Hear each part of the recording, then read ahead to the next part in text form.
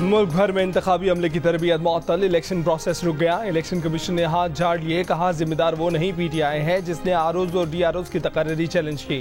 ROs और DROs की तकर्रियाँ मुअत्तल होने पर उनकी तरबियत रोकना पड़ी। ये तरबियत इलेक्शन शेड्यूल से पहले होना जरूरी है ताकि शेड्यूल का ऐलान होते ही वो कागजात नामजदगी जारी कर सकें, वसूल कर सकें। इलेक्शन कमीशन 8 फरवरी को इलेक्शन करवाने के इंतजाम मुकम्मल कर चुका है। इलेक्शन नीलामी में कहा गया है कि चेयरमैन PTI के इल्जामात आवाम को गुमराह करने की नाकाम कोशिश है। कमीशन सूरत हाल का जायजा ले रहा है, जल्द अगला लाया अमल तय करेंगे। आइन के तहत इलेक्शन शेड्यूल का ऐलान 54 दिन पहले होना जरूरी है। लाहौर हाई कोर्ट कल रात गए PTI की दरखास्त पर इंतजामिया से इलेक्शन करवाने का नोटिफिकेशन मुअत्तल कर चुकी। जस्टिस अली बाकर नजफी ने लार्जर बेंच के लिए मामला chief justice Lahore high court को भेजा, जो जुमेरात को इस्लामाबाद में थे। वो आज मुमकिना तौर पर इस केस का जायजा लेंगे। इलेक्शन कमीशन ने लाहौर हाई कोर्ट के फैसले के खिलाफ सुप्रीम कोर्ट जाने की खबरों की तरदीद कर दी। ये खबरें बास निजी TV चैनल्स पर नशर की गई थी।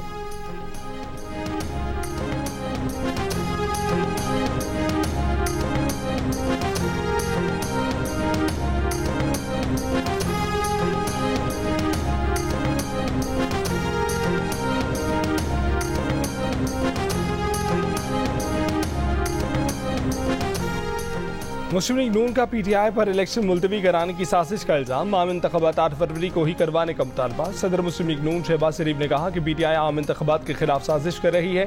DROs के खिलाफ दरखास्तें इलेक्शन से फरार की मनसूबाबंदी है। रहनुमा पीपल्स पार्टी फैसल करीम गुंडी का भी इलेक्शन 8 फरवरी को करवाने का मुतालबा। MKM के रहनुमा फैसल सब्जवारी ने कहा है कि 2018 के इंतखाबात में भी यही हुआ था, उस वक्त तहरीक इंसाफ ने आवाज़ नहीं उठाई थी। ANP के तर्जमान समर बिलोर ने कहा कि तहरीक इंसाफ इंतखाबात से फरार चाहती है, ताखीरी हरबे इस्तेमाल कर रही है। इस्तेहकाम पाकिस्तान पार्टी के रहनुमा फयाजुल हसन चौहान ने PTI की दरखास्त को मुनाफकत करार दिया। BAP की जानिब से भी PTI की दरखास्त की मजम्मत। सदर BAP नवाबजादा खालिद मगजी ने कहा कि सियासी जमातें हों और इंतखाबात से डरें, अजीब बात है।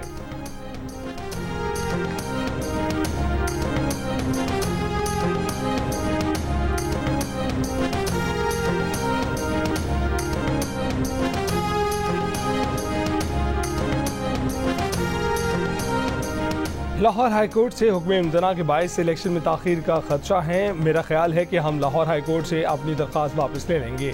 तहरीक इंसाफ के सीनियर रहनुमा अली जफर की जियो न्यूज़ के प्रोग्राम आज शाहजेब खानदाता के साथ में बातचीत। कहा कि लाहौर हाई कोर्ट से हुक्म इम्तना के हवाले से PTI पर तनकीद थोड़ी सी सही लगती है।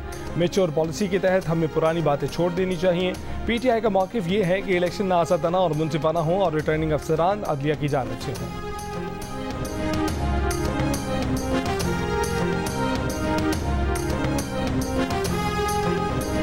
इलेक्शन कमीशन के RO से मुतालिक नोटिफिकेशन से इलेक्शन मुलतवी होने का खदशा है। आज इलेक्शन का शेड्यूल आना था लेकिन जारी नहीं हुआ। ROs के खिलाफ हमारी दरखास्त की बुनियाद पर इलेक्शन मुलतवी नहीं होने चाहिए।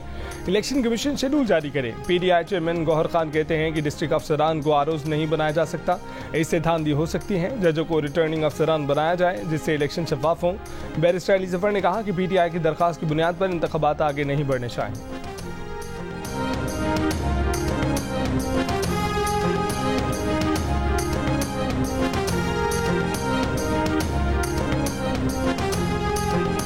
से दुश्मनी करने वालों ने मेरे पाकिस्तान को क्यों निशाना बनाया?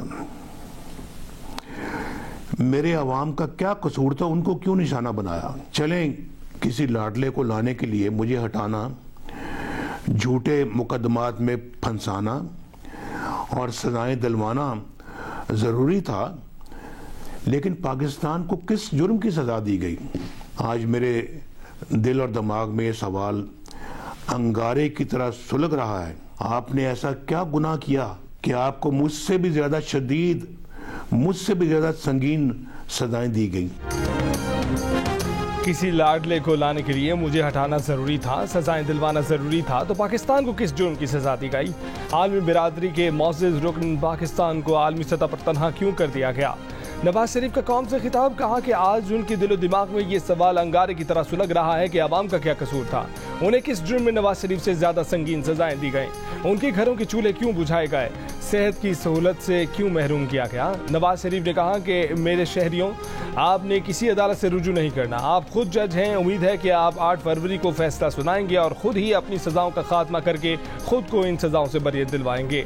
अदालत ने उन्हें हर इल्जाम से बरी कर दिया है, लेकिन खुशी तब होगी जब अवाम बरी होंगे।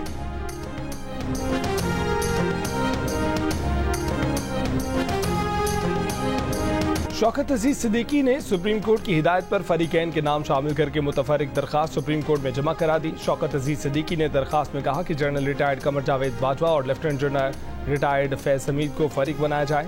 शौकत अजीज सिद्दीकी की अपनी दरखास्त में ब्रिगेडियर रिटायर्ड इरफान रामे, ब्रिगेडियर रिटायर्ड फैसल मरवत, साबिक chief justice Islamabad high court Anwar कासी और साबिक registrar supreme court Arbab Arif को भी फरीक बनाने की इस्तदा।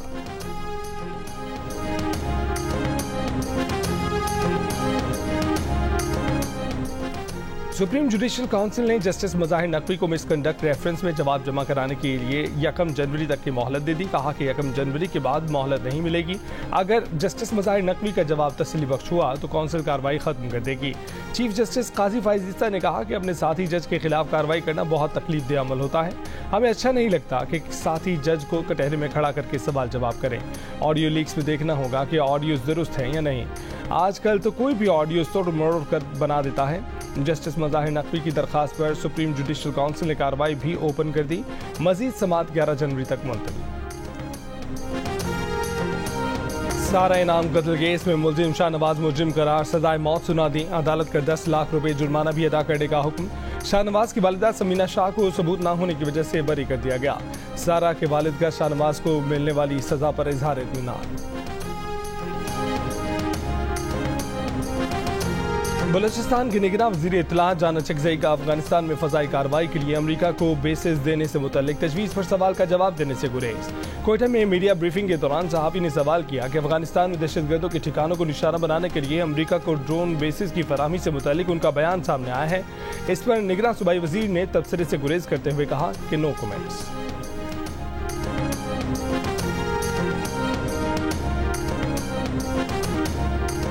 इसराइल की जानिब से निहत्ते फ़लस्तीनियों का कत्लेआम जारी। शिमाली गजा, खान यूनिस और रफा में बमबारी करके मजीद 179 फ़लस्तीनियों को शहीद कर दिया गया। इसराइली फ़ौज का बेघर फ़लस्तीनियों को एक बार फिर शिमाली गजा और खान यूनिस से निकलने का हुक्म। फ़लस्तीनी मज़ाहमतकारों की शदीद मज़ाहमत। हमास की जुमे, हफ्ते और इतवार को फ़लस्तीनियों के लिए यकजहती मार्च और मुजाहरों की अपील।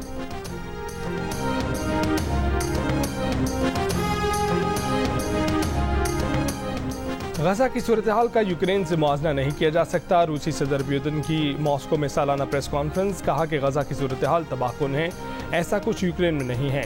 प्रेस कॉन्फ्रेंस के दौरान स्क्रीन पर रूसी सदर के खिलाफ तहरीर सामने आ गई। सदर पुतिन से ओहदा छोड़ने और रूस के असल हक़ाइक़ दुनिया को दिखाने के मुतालबा।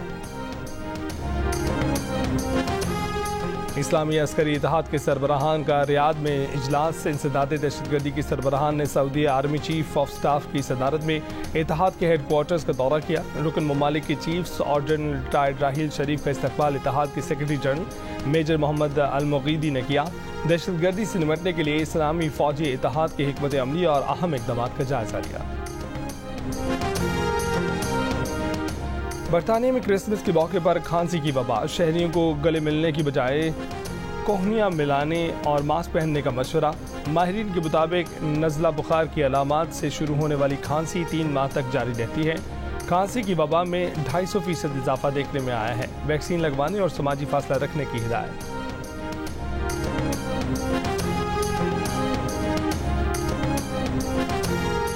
अमेरिका के बाद बरतानिया में भी शरह सूद बरकरार। बैंक ऑफ इंग्लैंड का शरह सूद को 5.25% पर बरकरार रखने का फैसला।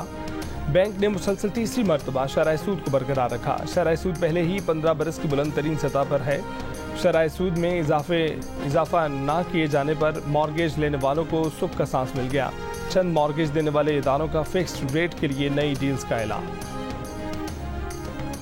पंजाब में धुंध के डेरे। लाहौर सियालकोट मोटरवे धुंध की वजह से बंद। इस्लामाबाद मोटरवे M2 धुंध की वजह से बंद। M3 फैजपुर से दरखाना, M4 अब्दुल हकीम से पिंडी भटियां धुंध के बायस बंद है। मुल्तान से जाहिर पीर तक मोटरवे बंद। पेशावर से रशकई तक भी बंद। कराची के इलाके सुपर हाईवे कोयटा टाउन में बैंक से रकम निकलवाने वाले शहरी से लूटमार। मोटरसाइकिल सवार 4 चेक डाकू शहरी से नकदी लूट कर फरार हो गए। सीसीटीवी वीडियो की मदद से मुलजिमान को तलाश करने के लिए कोशिशें जारी।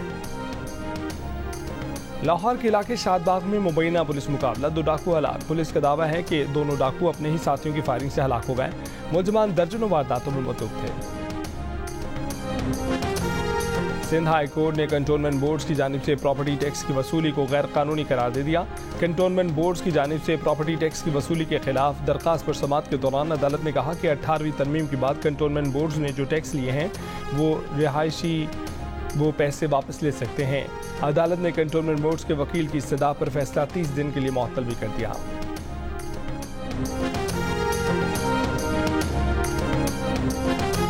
गवर्नर सिंह कामरान टिसोरी का ईरान में Khorasan Razavi chamber of commerce, industries, mines and agriculture का दौरा। गवर्नर ने चैम्बर के अरकान को कराची में सरमायाकारी की दावत दी। कहा कि तवानाई, सेहत, ज़राअत और दीगर शोबों में ईरानी सरमायाकारों को हर मुमकिन सहूलत फराहम की जाएगी। गवर्नर सिंह ने इमाम अली रजा के मज़ार पर भी हाजिरी दी। फर्स्ट टेस्ट में डेविड वार्नर का बल्ला चला। उस्मान ख्वाजा के साथ सेंचुरी शिराकत लगाई, फिर खुद सेंचुरी बनाई। पाकिस्तानी फील्डर्स ने 3 कैच गिरा दिए। सरफराज ने स्टंप मिस किया। उसी गेंद पर बाबर की रन आउट करने की कोशिश भी बेकार गई। आगा सलमान ने तो कैच लेने की कोशिश भी ना की। कमेंटेटर्स ने भी कहका लगाया। पहला टेस्ट खेलने वाले आमिर जमाल ने वार्नर और हेड की विकेटें हासिल की। खुर्रम शहजाद ने डेब्यू पर स्टीव स्मिथ को चलता किया। शाहीन आफरीदी ने उस्मान ख्वाजा और फ़हीम अशरफ ने लेबुशेन को पवेलियन भेजा। ऑस्ट्रेलिया ने पहले दिन 5 विकेटों पर 346 रन बना लिए।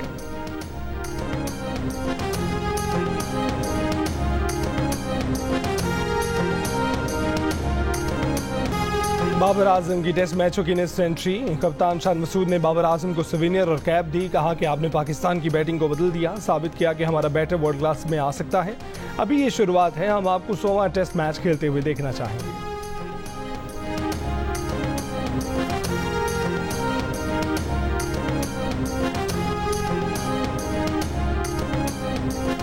फीफा अवार्ड्स हतमी नामजदगियों का ऐलान। Men's footballer of the year award के लिए लायनल मेसी, एर्लिंग हॉलैंड और एम्बापे की नामजदगी। Women footballer of the year में एटेना बोनमाटी, लिंडा काइसिडो और जेनिफर हर्मोसो शामिल हैं।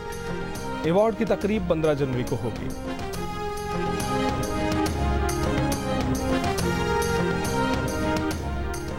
लास वेगास में होगी आज कराटे कॉम्बैट लीग, जिसमें अमेरिका, कनाडा और ब्राज़ील समेत कई ममालिक के कराटे कॉज एक्शन में नजर आएंगे। पाकिस्तान की शाज़ेब रिंद लाइट वेट में इटली के फेडरिको ओवेला से मुकाबला करेंगे। तमाम दिलचस्प फाइट जियो सुपर आज सुबह 7 बजे से बराह रास्त नशर करेगा। कराची में 18वें आलमी कुतुब मेले का आगाज हो गया। एक्सपो सेंटर में मुनक्किद किया जा रहा है। 5 रोज़ा कुतुब मेले में किताबों के 330 स्टॉल्स लगाए गए हैं। इफ्तिताही तकरीब से खिताब में निगरान वज़ीर आला सिंध जस्टिस रिटायर्ड मकबूल बाक़िर ने कहा कि किसी मुआशरे की तकमील और तरक्की के लिए किताब की अहमियत कलीदी हैसियत रखती है। और जर्मनी की व्लॉगर लारा ने भी दिल का रिश्ता ऐप के जरिए अपना हम सफ़र चुन लिया। लारा ने पाकिस्तान आकर दिल का रिश्ता ऐप पर प्रोफाइल बनाया और पाकिस्तान के सॉफ्टवेयर इंजीनियर फहद का इंतखाब कर लिया। अब लारा और फहद दोनों मिलकर पाकिस्तान के इमेज को बेहतर करने का इरादा रखते हैं।